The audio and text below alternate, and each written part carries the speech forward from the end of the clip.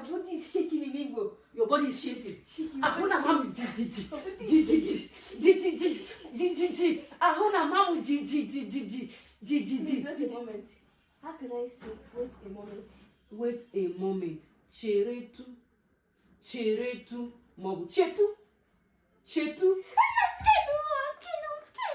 I'm scared. I'm scared.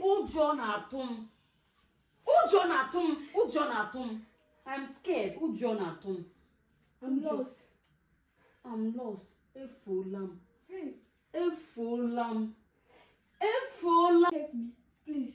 Can you help me? Biko, ị nwere ike inyere m aka. Biko, ị nwere ike inyere m aka. Ngwa, aga m enyere gị aka. I will help you. Aga m enyere gị aka. I will help you. You know? Oh, aga m enyere gị aka. I will help you.